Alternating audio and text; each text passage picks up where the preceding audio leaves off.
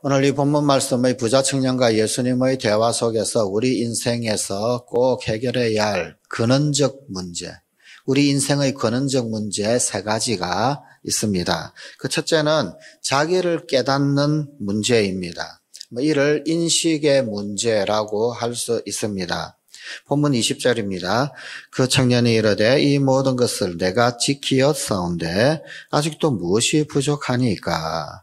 이 청년이 말하기를 자기는 잘하고 있다라는 것입니다. 즉 자기 자신은 잘하고 있어서 부족함이 없다라는 것인데 자기 자신의 문제를 잘 파악을 하고 있지 못한 모습입니다.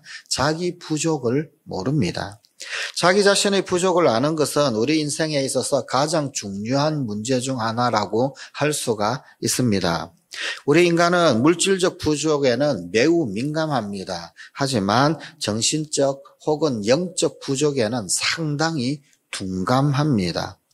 그런데 바로 이 사실이 우리 인간의 모든 불행 그리고 비극의 원인이 되는 것입니다. 둘째는 무슨 선을 행할까 하는 문제입니다. 곧 이것은 실천의 문제라고 할 수 있습니다. 16절 하반절입니다. 내가 무슨 선한 일을 하여야 영생을 얻으리까?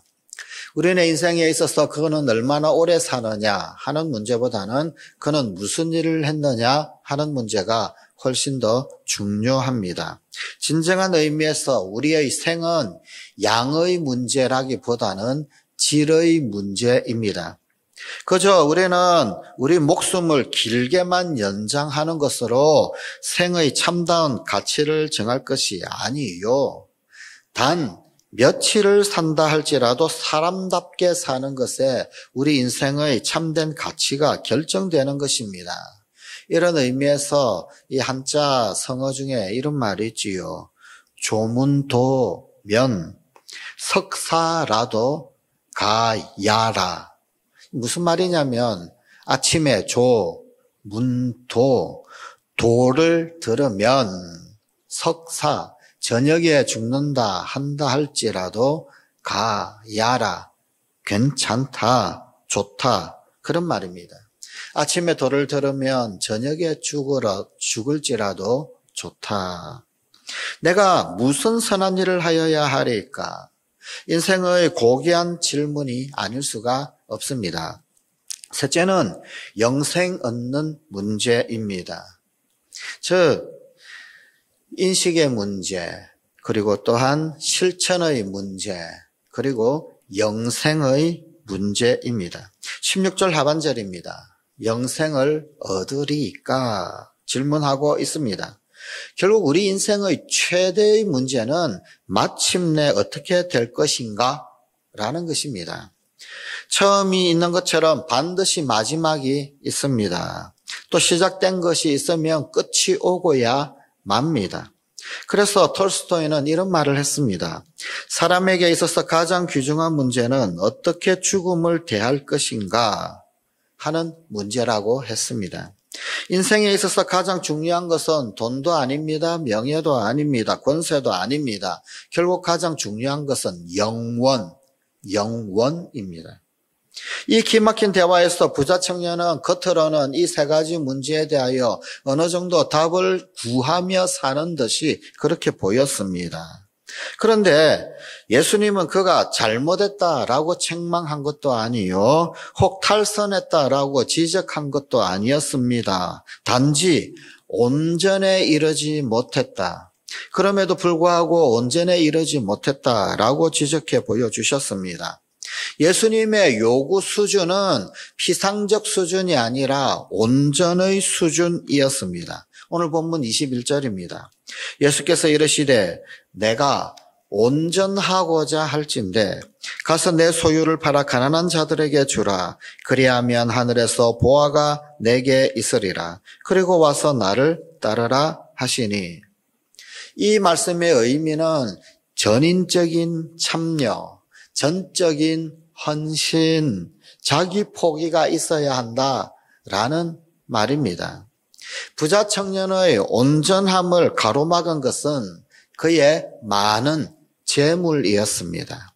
본문 22절입니다. 그 청년이 재물이 많으므로 이 말씀을 듣고 근심하며 돌아갔다. 이 재물에 관한 문제는 예수님의 제자들도 극복해야만 하는 문제였습니다. 본문 25절입니다. 제자들이 듣고 몹시 놀라 이르되 그렇다면 누가 구원을 얻을 수 있으리까? 율법을 잘 실천하고 계명을 잘 실천하는, 그리고 소위 이 엘리트, 그리고 또한 모범생인 그 부자 청년도, 또 예수님을 3년 반 동안이나 따라다녔던 제자들도 그 누구도 할 것 없이 이 재물에 관한 문제, 이 문제를 해결해야만 했습니다. 이 재물에 관한 숙제를 해결하지 않고서는 온전함에 이를 수가 없다라는 것을 오늘 본문은 보여주고 있습니다. 이 재물의 문제를 도대체 어떻게 해결을 해야만 합니까? 부자가 구원받는다면 부자는 어떻게 구원을 받을 수 있습니까? 부자가 구원받는 비결이 무엇입니까? 첫째, 돈이면 다 된다라고 하는 사단의 속삭임에 속지 말아야 합니다. 다시 말하면 재물의 한계를 깨달으라 라는 말입니다. 아무도 이 세상에 올 때보다도 더 부유해져서 이 세상을 떠나지는 않습니다. 둘째, 눈에 보이는 것보다 보이지 않는 것을 열망하고 찾아 나서야만 합니다. 세상 것이 많은 사람들은 굳이 저 세상의 것을 사모하려고 하지 않습니다. 이 세상에 너무나 많은 것을 가진 사람들은 이 세상을 떠나기가 쉽지가 않습니다. 그러니 부자가 구원을 받으려면 눈에 보이지 않는 것, 영원한 진리, 천국에 대하여 열망하는 마음을 가져야만 합니다. 눈에 보이는 것보다 눈에 보이지 않는 것, 그것이 더 영원하다. 이 평범한 진리를 잊지 말아야 합니다. 셋째, 재물의 속성이 가지면 가질수록 더 가지려고 하는 속성이 있습니다. 이것을 잘 알고 그 가지려는 속성을 억제하면서 다스리기를 힘써야 합니다. 욕심은 더 많은 욕심을 가져온다. 이 평범한 사실을 인정해야 합니다. 더 많이 가지면 더 많이 가지고 싶고, 더 많이 가지면 더 많이 가지고 싶은 게 우리 인간의 욕심입니다. 어쩌면 재물은 저 부자 청년처럼 제자들에게도 온전함의 숙제에 대한 마지막 걸림돌인지도 모릅니다. 마태복음 6장 19절 20절에서 우리 주님께서 말씀하셨습니다. 너희를 위하여 보물을 땅에 쌓아두지 말라. 거기는 좀과 동록이 해하며 도둑이 구멍을 뚫고 도둑질하느니라. 오직 너희를 위하여 보물을 하늘에 쌓아두라. 거기는 좀이나 동록이 해하지 못하며 도둑이 구멍을 뚫지도 못하고 도둑질도 못하느니라. 기도하십시다.